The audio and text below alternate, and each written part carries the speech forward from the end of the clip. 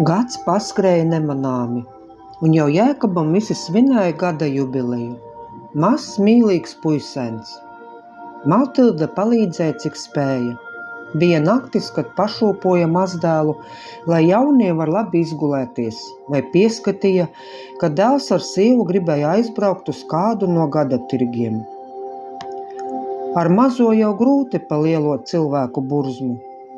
Tad, pārbraucot mājās, katram tika no tirgus labumiem ar Matildei skaists austs lakats, tēvam jauns tabakas smags, bet mazajam Jēkabam koka zirdziņš. Arī saimniecībai neredzēts ražīgs ābeļu stāds. Šā gada rudens pusē, otrā pēc vīra, kur uzzināja patīkamo ziņu, bija Matilde. Silva gaida otro mazuli. Jauki, būs vēl mazbērniņš. Šoreiz otrā bērņa nākšanu Matilde neredzēja, jo pieskatīja mazo Jēkabu, kurš tajā dienā tāds nemierīgs. Maija vidū Jēkabs sagaidīja savu brālīti, Rudolfu.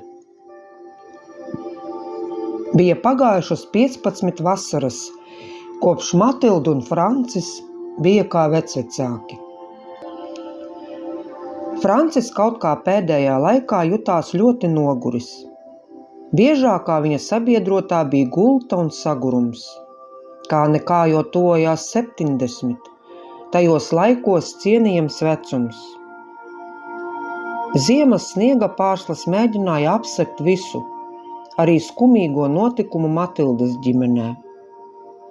Šodien viņa nesies galvā savulaik dāvāto skaisto austo lakatu, bet gan melnu kā ogle, jo viņas Francis dodas uz aizsaules ceļiem. Atbalstīja gan dēls, gan vedekle, gan 3 mazbērni – Jēkabs, Rudolfs un Katrīna. Pārlaida skatienu pār istabu, kura tagad ir viņas rīcībā. Nebūs vairs jādala ne ar vienu. Kaut kā tam jātiek pāri. Lai izkliedētu mammas drūmās domas, tad Kārlis viņu uzaicināja izbraukt ārpus mājām. Esot darīšanas ciematā, tāpēc labprāt paņemtu Matildi līdz. Viņa piekrita, un zirgs abus braucējus aizveda līdz galamērķim.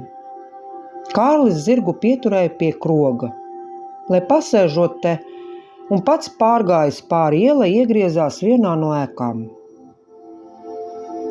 Matilde aplūkoja krogus ēku. Atmiņā pašai negribot atausa tie notikumi, ar kuriem saistās šī vieta. Nez vai tā meitene, nu jau sirmā kundze, atceras šo visu. Atvērās krogus durvis, un pa tām iznāca klips vīrietis. Matilde sastinga. Viņai likās, ka Kārlis kā prasmīgs burvis prot atrasties 2 vietās vienlaicīgi. Seja, mati, augums, tāds pats kā viņas dēlam, tikai atšķirība, ka šis cilvēks acīm redzami pieklibo. Zemīt atveries. Matildei jau prātā iezagās domas, bet pagrieza galvu uz otru pusi, it kā mēģinot tās aizgaiņāt.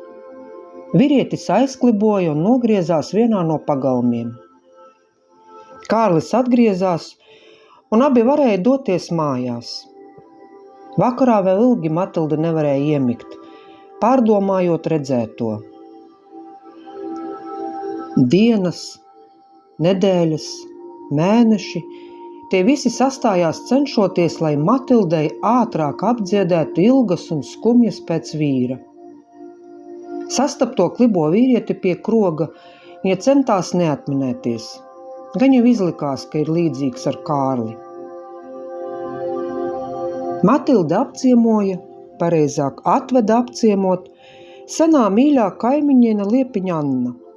Visus šos gadus viena otru apciemoja, līdztekus izdzīvojot katras raibo dzīvi.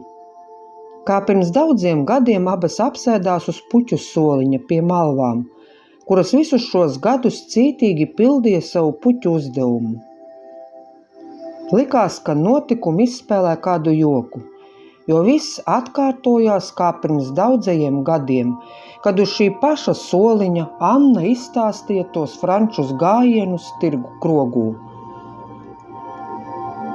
Sarunas par ikdienu, kā tad dārzā viss aug, kā mīļajiem iet. Viena otrai visu pārstāstīja. Nemanot, it kā kāds runāt ar Matildes mēli, tika pārstāstīta tā diena, kad vecā saimniece redzēja klibo vīrieti un neticamo līdzību ar Kārli. Anna pagriezās pret blakus sēdētāju un izbrīnā iepleta acis. Vai tad tu nezini? Kas man būtu jāzina? Pēc daudzajiem jautājumiem un pierunāšanas, lai tak stāsta, tad Anna iesāka, ka Matilde nav kļūdījusies klibā vīrieša līdzībā ar Kārli. Kā nu ne, jo viņš ir? Šo stāstu sacerēja un ierunāja Dace Veikša.